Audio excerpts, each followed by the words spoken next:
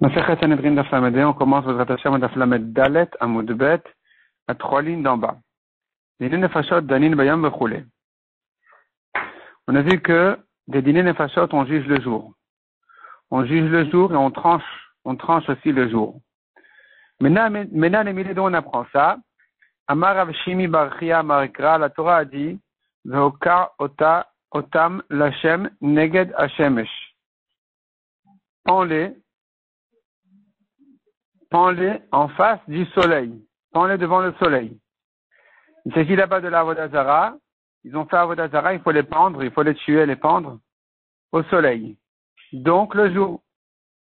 Amar Avrizda, Minayin le Hoka'a Shiplia. D'où je sais que Hoka'a du pasuk Hokar Otam, ça veut dire les pendre.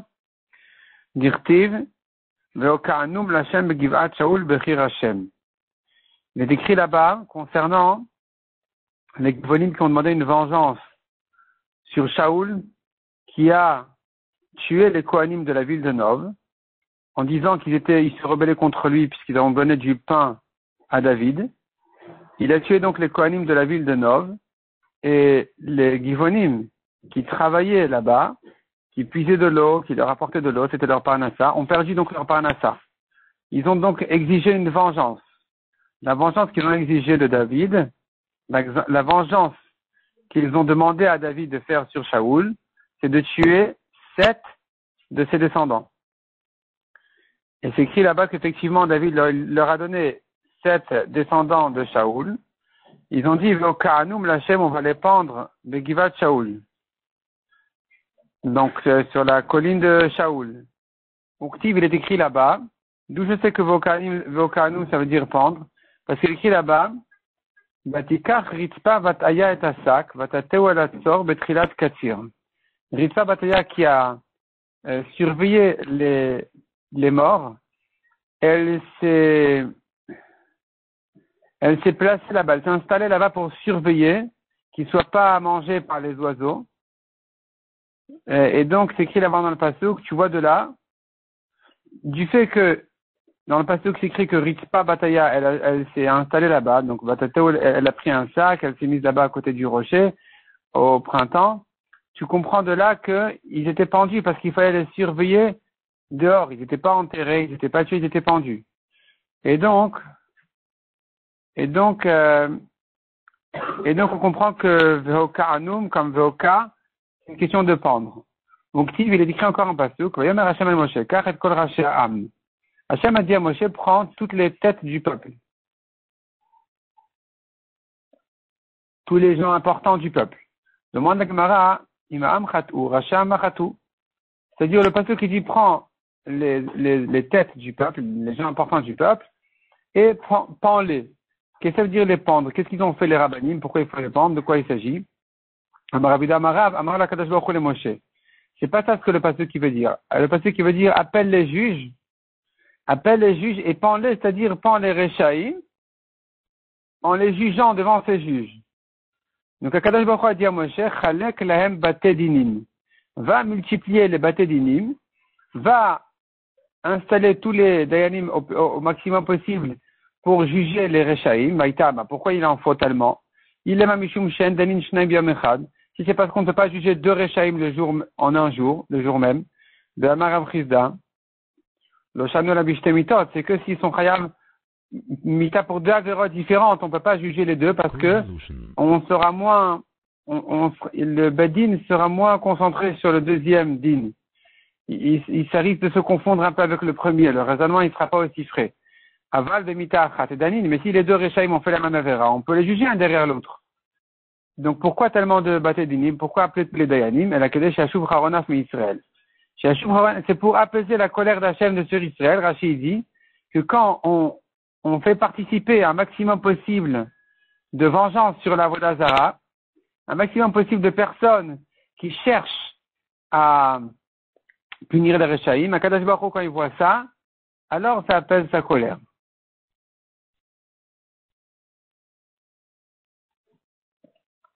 Dine Mamonot, Gomrin Bobayom. On a vu une des différences entre Mamonot et Nefashot. Mamonot, on juge le jour, et on peut terminer le jour même. On peut même trancher, voilà, il est pas tout. Mais quand il s'agit de Nefashot, on peut pas trancher le jour même. S'il est patour, on peut dire qu'il est patour le jour même. Mais s'il est chayav mita, il faut laisser la nuit passer. Peut-être que demain, ils vont trouver des mérites. Peut-être que demain, ils vont décider qu'il n'est pas chayav. C'est ça que Gemara va l'apprendre des psukim. Benan Emile, dont on apprend ça, Rabbi Hanina d'Amarika, le pasuk a dit, mais les Ati Mishpat, la ville Yerushalayim qui était pleine de justice, Tzedek Yalinba. À l'époque, dit-le se plaint le pasuk, et il dit à l'époque, Tzedek, la justice Yalinba. Yalinba, on laissait passer la nuit dessus. Ve'ata Meratrim. Et maintenant, Meratrim, il y a on tue là-bas, il y a des assassins. Donc tu vois qu'il fallait Yalinba, il faut laisser la nuit passer sur la justice. C'est-à-dire, on juge le jour, mais on ne tranche que le lendemain celui qui est chayav mita, de manière à ne pas se tromper. Et là, maintenant, c'est le contraire. Non seulement à l'époque, il faisait très attention, même sur quelqu'un qui est chayav mita, de ne pas se précipiter à le tuer, alors que maintenant, il y a du meurtre là-bas. Des rabbins marmera notre passage qui dit rabbin, Asherou Chamot, renforcer celui qui a été offensé, volé. Asherou Dayan, la dracha dit ici, Asherou ça veut dire renforcer, Chamot, selon la dracha, ça veut dire Dayan chez Mechamet et Dino. C'est le juge qui fait Mechamet et Dino, ça veut dire qu'il fait, c'est comme le Chamet, par exemple, tu fais monter la pâte. Ici aussi, tu laisses le jugement, le temps passer dessus. Et donc, on ne se précipite pas à le condamner. Veidar, Ashur Hamot, celui qui apprend du premier passage, qu'est-ce qu'il fait ce deuxième passage? Il te dit Ashur Hamot le Chomet. Ashur Hamot veut dire renforcer celui qui a été volé, qui a été offensé, qui vient réclamer au Bedin. C'est à lui de parler d'abord. Et donc, celui qui réclame, c'est lui qui parle le premier. Ça, c'est Chamot. Velo Chomet. Chomet, c'est celui qui a agi, qui a fait le vol. Celui-là, il va répondre en dernier. Mais d'abord, on donne la parole à celui qui vient réclamer. Veidar, celui qui apprend du deuxième pasouk. Qu'est-ce qu'il fait du premier pasouk? Rabbi Elazar Amarabi Yitzhak. Il utilise pour la dracha qui dit d'Amarabi Elazar Amarabi Yitzhak, Kol ta'anit shemalinin bo'at tzedaka. Un jour de jeûne où la nuit passe et on ne donne pas de la tzedaka, c'est comme s'ils avaient tué les pauvres qui attendent la tzedaka. Chez Neymar, mais la timishpa tzedek yalin ba vatameratrim. C'est-à-dire tzedek yalin ba, si la tzedaka elle attend la nuit, alors c'est comme s'ils avaient tué les pauvres. Vatameratrim, c'est comme s'ils avaient tué les pauvres qui attendent cette tzedaka. Vanemi le berifta vetamre. Il s'agit que du pain et des dattes. Les pauvres ils attendent à manger. Aval bezouze, ritevesare. Mais si on a l'habitude de distribuer que de l'argent, du blé et de l'or, je l'ai là-bas.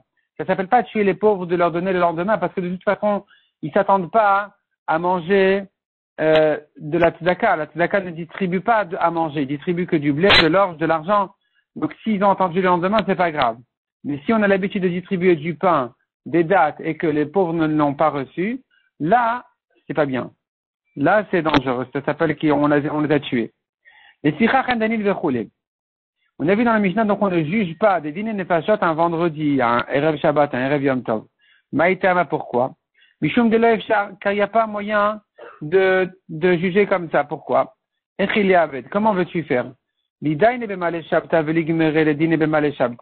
Si on le juge vendredi et on tranche vendredi, Dilma, Chazutam Nechova, peut-être qu'ils voudraient le condamner. Et donc, on ne peut pas conclure et trancher le jour même. Il faut attendre la nuit passée. Si maintenant on le juge vendredi et on tranche Shabbat même, c'est pas possible. Et on le tue Shabbat.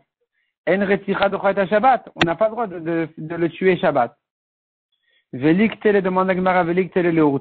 Peut-être qu'on pourrait le trancher Shabbat et le tuer Motzei Shabbat, à la sortie de Shabbat. Répond la Gemara, non, on a dit qu'on ne le tue que le jour, au soleil. Donc c'est le jour, on a pris du pasouk. Te demande la Gemara, t'as qu'à trancher Shabbat, tu juges vendredi, tu conclus Shabbat, et tu le tues le lendemain. Dimanche, tu le tues. Répond la Gemara, il va souffrir.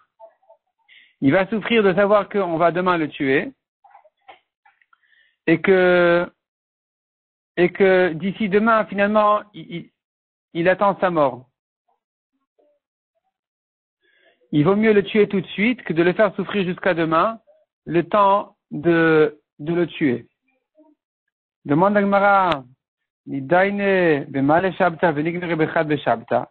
on n'a qu'à le juger vendredi et trancher dimanche, trancher le din dimanche. Répond la Gemara, min shuta mayu. Les juges vont oublier leurs raisons. Ils ne pourront pas revenir à leur raisonnement pour pouvoir conclure et trancher. Malgré qu'il y a les sofrim des juges qui écrivent là-bas, la raison des juges qui donnent, qui disent patour et des juges qui disent chayam, c'est vrai qu'ils écrivent de leur bouche, ils écrivent les arguments que les juges ont dit, mais le raisonnement il n'est pas dans la bouche, le raisonnement il est dans le cœur. Liba de inche, le cœur des gens, inche, il s'oublie. Ça veut dire le raisonnement, la finesse du raisonnement qui se trouve dans le cœur du juge, d'ici dimanche, elle sera affaiblie. Les choses ne sont pas aussi évidentes et claires. C'est pas aussi limpide dimanche. Nilkach le efshar. Donc c'est pas possible. On raconte sur les Gdolim, le Chazon Ish, le Mishnah Berurah aussi, quand il revoyait des années après ce qu'il avait écrit dans son livre, des fois il disait j'arrive pas à comprendre ce que je voulais écrire ici, c'est trop profond. C'est-à-dire quand il était dans la Sugya, il rentrait dans des profondeurs qui lui permettaient d'écrire et de rédiger ce qu'il pensait, mais finalement quand il revenait sur ce qu'il avait écrit à l'époque, c'était pas aussi limpide que quand il vivait. Quand il vivait tout le raisonnement et toute la Sugya telle qu'il a pensé, telle qu'il avait comprise à ce moment-là. Donc ça s'oublie, la finesse elle s'oublie, donc on ne peut pas juger vendredi et revenir dimanche, trancher. Donc finalement on ne commence pas à juger les dîners nefashot un vendredi. Amar le Resh Lakish le Rabbi Yochanan. Resh Lakish a demandé à Rabbi Yochanan. La Gemara commence par une question qui n'a pas encore un rapport avec ce que nous avons appris ici, et ça va de là se dérouler aussi à ce que revenir à notre sujet même. La première question qu'il lui a posée. On devrait permettre l'enterrement d'un met mitzvah pendant Shabbat. Met mitzvah, quelqu'un qui a été trouvé comme ça, dehors, sur le chemin, en dehors de la ville, il y a personne qui s'occupe de lui, ou même dans la ville, mais il n'a pas de proches de famille qui sont responsables de son enterrement. Et donc ça, c'est une mitzvah pour n'importe qui de s'occuper de lui, même si c'est un Kohen Gadol, il doit s'occuper de lui et se rendre impur pour lui. Et donc la question se pose ici, on devrait permettre son enterrement même Shabbat. Pourquoi? Nikal vachomer. Uma avoda shedocha Shabbat. Si déjà, l'avoda des korbanot, le service des korbanot, qui repousse Shabbat, parce qu'on fait des korbanot Shabbat. Certains korbanot, on fait même pendant Shabbat. Alors que, en principe, les korbanot, il y a des choses interdites de Shabbat, comme la shrita par exemple. Et donc, tu vois que ça repousse Shabbat quand même. Kvurat met mitzvah, docha ota. Et pourtant, l'enterrement d'un met mitzvah repousse la avoda. D'où on apprend ça, mivela achoto. On apprend ça du mot de la Torah qui dit vela achoto, un nazir ne se rend pas impur pour l'enterrement même de sa sœur. Sa sœur, c'est un mot en trop, la Torah nous a déjà dit qu'il ne se rend pas impur pour l'enterrement de n'importe qui. Pourquoi la Torah elle insiste en disant ni de son père, ni de sa mère, ni de son frère, ni de sa sœur? Ça vient à chaque fois inclure une kedusha de plus pour te dire que il ne se rend pas impur que pour ses proches, enfin pour n'importe qui et même ses proches de famille, mais si c'est un met mitzvah, il peut lui se rendre impur.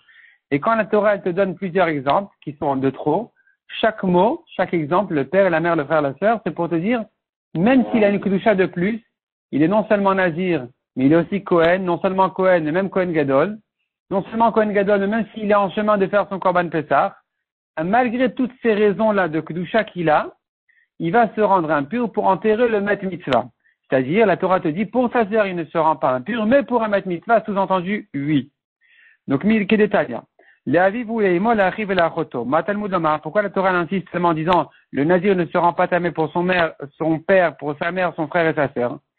Pour te dire que même s'il va maintenant en chemin de faire son Korban Pessah, ou de faire la Mila à son fils, d'accord, on tourne la page, Veshama Shemet Lomet, et il entend qu'il a un proche de famille qui est mort. Il y a Cholitama, peut-être qu'il se rend tamé pour lui, Amrat lo itama, la Torah interdit à un nazir de se rendre tamé pour lui parce que c'est pas un met mitzvah.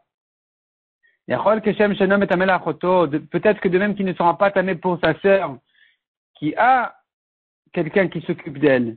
De la même manière, il ne sera pas tamé pour un met mitzvah. La Torah nous a dit ce mot de trop pour déduire de là et dire la choto ou de nom tamé. Pour sa sœur, non. Aval metamé le met mitzvah. Pour un met mitzvah, oui, il sera entamé. Donc, tu vois que le met mitzvah, l'enterrement du met mitzvah repousse la avoda. C'est-à-dire, il est en chemin de faire la avoda, d'aller sacrifier son korban Pessah. Et pourtant, la responsabilité du met mitzvah est plus importante que ça. Et donc, il va perdre sa avoda pour le kavod de ce met mitzvah-là. Alors que disons, l'avoda, c'est plus fort que Shabbat, puisque ça repousse Shabbat. Donc si maintenant, je reprends, si le met mitzvah repousse l'avoda qui repousse Shabbat, alors évidemment que le met mitzvah devrait repousser Shabbat. Parce que dit la Gemara, donc Shabbat c'est nidchet mipnei avoda. Shabbat qui est repoussé pour la avoda, on fait la avoda, et nodin shetel kvurat met mitzvah. Donc elle va remettre que l'enterrement d'un met mitzvah devrait repousser Shabbat, puisque le met mitzvah on a prouvé qu'il est plus fort que l'avoda, qui elle-même est plus forte que Shabbat. Donc bien sûr que le met mitzvah est plus fort que Shabbat. Amar il lui a répondu, Rabbi Yochanan Resh Lakish. Non, on n'enterre pas un met mitzvah pendant Shabbat. Pourquoi? Retichat ochiach. La mitzvah de tuer quelqu'un qui est chayav mita va nous prouver Docha et avoda, vena docha et Shabbat. Ça, c'est l'exemple de quelque chose qui repousse la avoda, mais pas Shabbat. De même que le chiyuv mita repousse la avoda, et malgré que ça ne repousse pas Shabbat, on ne tue pas Shabbat, quelqu'un qui est chayav mita. Et pourtant, si il veut faire la avoda, on l'empêche, on le prend, on va le tuer. Donc tu vois que ça repousse la avoda, ça ne repousse pas Shabbat. Donc ici aussi c'est pareil, l'enterrement va repousser, l'enterrement repousse la avoda, mais ne repousse pas Shabbat. La question finalement demande Resh Lakish. Elle revient sur la Retzicha elle-même, sur la mitzvah de tuer quelqu'un qui est chayav mita. On devrait le tuer même Shabbat. On devrait la prendre du Kalvachomer, ma avoda shedocha et Shabbat. Si déjà, la avoda qui repousse Shabbat, Retzicha docha ota,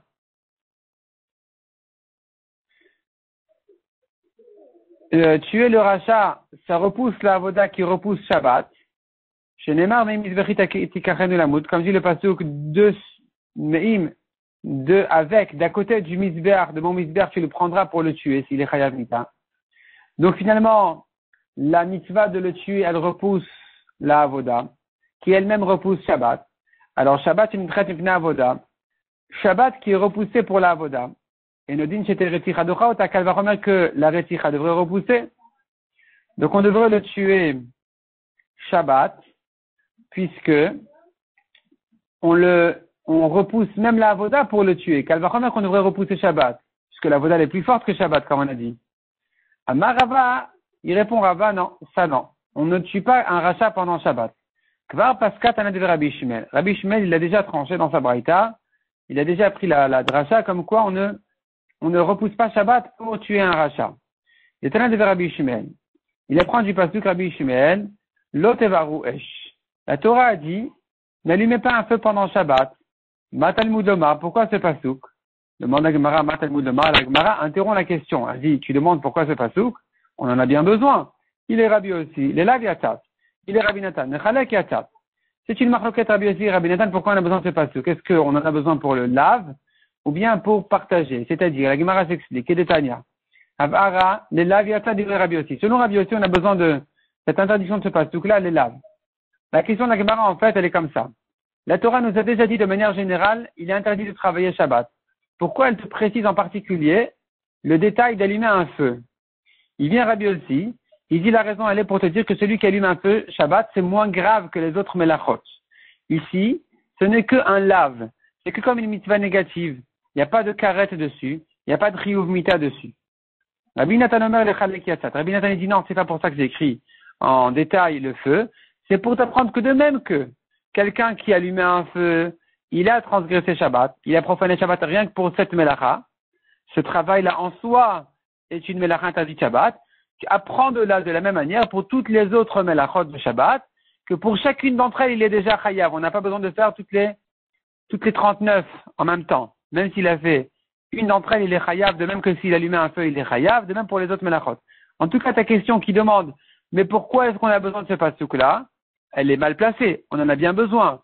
Soit, selon Rabbi aussi, pour dire qu'il n'est que chayav sur un lave, dans l'allumage d'un feu, soit selon Rabbi Nathan, pour partager les melachot. Et là, Rava explique quelle était la question de la Braïta. Tana Moshavot Kashiale. La question de la Braïta, elle est sur le mot Moshavot. La Torah dit dans toutes vos habitations, vous n'avez pas le droit de travailler Shabbat. D'allumer un feu Shabbat, Bechol Moshavotechem, dans toutes vos habitations. Moshavot Matalmud Lomar. Pourquoi c'est écrit comme ça? En général, ce mot-là de Moshavot vient apprendre, même en Chutz Laaretz. Mais là, j'en ai pas besoin. Mirdei Shabbat Chovat Agoufi. Puisque Shabbat, c'est une mitzvah sur l'homme. C'est pas une mitzvah sur la terre. Comme la Shemitah, comme les prélèvements. De Chovat Agouf. Or, toutes les mitzvot qui sont sur l'homme, il faut les faire aussi bien en Eretz Yisraël qu'en Chutz Laaretz. Alors, Moshavot et Katav Rachmana Lameli. Pourquoi c'est écrit Moshavot ici? Qui en général vient inclure Chutz Laaretz. Mishum Rabbi Ishmael, un élève a dit au nom de Rabbi Ishmael la réponse. Les fichiers Nehemar, puisque la Torah a dit, qui est Beishrat Mishpat Mavet Veumat, un homme qui est Chayav Mita, il faut le tuer. Shomeani, j'entends de là, Ben Bechol, Ben Beshabbat. La Torah n'a pas dit quand tu le tues. Donc je devrais le tuer aussi bien Chol que Shabbat. Ah, la Torah dit, celui qui fait un travail Shabbat, il est Chayav Mita, donc tu ne peux pas le tuer Shabbat. Bishar Melachot, Chutz Mitat Bedin, ce sera porté sur les autres Melachot, mais pas quelqu'un qui Chayav Mita. Celui-là, on le tue même Shabbat. Donc, il se pose la question, peut-être qu'il faut le tuer même Shabbat, comme on a appris du Kal Vachomer. Si déjà on le sort de la Avoda, Kal Vachomer qu'on ne craint pas Shabbat, puisque la Avoda elle est plus forte que Shabbat. Oeno, il revient, cet élève, il revient à la dracha, en arrière, et dit peut-être que non. Oeno el afilu mitat vedin. Peut-être que même mitat vedin ne se fait pas Shabbat. Même si quelqu'un qui est chayav mita, on ne le tue pas Shabbat. Comme les autres melachot. C'est inclus dans le chilul Shabbat habituel. Et donc, quand est-ce que je vais appliquer sur lui la mort? Bechol, avalo be-Shabbat. Qu'un jour de chol, pas Shabbat. C'est-à-dire que le Kal Vachomer n'est pas évident. Le Kal Vachomer de dire si déjà on le tue, on repousse la avoda pour le tuer, Kal Vachomer qu'on va repousser Shabbat. Ce Kal Vachomer n'est pas évident. La preuve c'est que l'enterrement d'un maître mitzvah repousse la avoda et ne repousse pas Shabbat. Donc peut-être que ça aussi, la peine de la mort ne va pas repousser Shabbat, même si ça repousse la avoda. Oreno, revenons donc à la dracha, elle revient en arrière, elle dit, ou plutôt en avant. Et la fille du Shabbat, peut-être que même Shabbat, oui, il faut le tuer. On fait toujours des allers-retours. Peut-être que Shabbat, non, peut-être que pas Shabbat, parce que tu me dis peut-être Shabbat à cause du Kal Vachomer, je dirais non, peut-être pas Shabbat, parce que le Kal Vachomer, il n'est pas évident, comme tu vois pour l'enterrement du Maître Mitzvah. Et on revient en avant, mais peut-être que oui, on fait quand même Shabbat. Pourquoi même Shabbat? Parce que le Kal Vachomer, il serait oui, bon, la Gemara, si elle veut récupérer le Kal Vachomer de dire que tu le tues même pendant Shabbat. Parce qu'on n'a pas de preuve de l'enterrement du Maître Mitzvah. C'est-à-dire, le Maître Mitzvah, son enterrement même n'est pas évident. Qui dit que on ne l'enterre pas Shabbat, peut-être que ça aussi, ça devrait repousser Shabbat par le même Kal Vachomer. Si déjà ça repousse la Avoda, Kal Vachomer, ça repousse Shabbat. Talmud Omar. Donc finalement, toutes les cartes sont rejetées. On sont remises sur la table. On ne sait plus finalement comment jouer ici. Est-ce que quelqu'un qui a rencontré un Maître Mitzvah, il enterre Shabbat? Est-ce que quelqu'un qui est Chayav Mita, on le tue Shabbat, oui ou non? Ces deux halachot sont remises en question. Talmud Lomar, Lo tevaru esh bechol moshavotechem. C'est pour ça que la Torah nous a ajouté les mots bechol moshavotechem. N'allumez pas un feu dans toutes vos habitations. Oulala, nous, Omer, il est écrit ailleurs, concernant le Bedin qui juge, ce sont des lois à juger à vos générations dans toutes vos habitations. Donc, ma moshavot, amour lalan bedin, de même que les moshavot qu'on vient de ramener ici, ça concerne le bedin, af moshavot amour kan bedin. Ici aussi, concernant l'allumage du feu Shabbat, ça concerne aussi le bedin. Sur ça, la Torah dit, n'allumez pas un feu dans toutes vos habitations, c'est-à-dire même au bedin. Moshavotechem, comme on vient de voir de la Xéra Shabbat, ça fait allusion au bedin. Le bedin n'a pas le droit d'allumer un feu pour tuer quelqu'un qui est chayav srefa, quelqu'un qui doit être tué au feu pendant Shabbat. On n'a pas le droit non plus de le tuer pendant Shabbat. Donc de là, on a appris que tuer Shabbat, on ne tue pas quelqu'un qui est chayav mita. Malgré que le chiyuv mita, il repousse la avoda, il repousse quand même pas Shabbat. Et donc pareil pour l'enterrement d'un met mitzvah, malgré que ça repousse la avoda, ça ne repousse pas Shabbat. Donc pendant Shabbat, ni on enterre un met mitzvah, ni on tue quelqu'un qui est chayav mita. La Gemara, elle se prolonge encore dans le raisonnement. Pour ne pas l'interrompre au milieu, on va s'arrêter à cette étape-là. La suite, on va laisser pour l'étape suivante, Mesrat Hashem.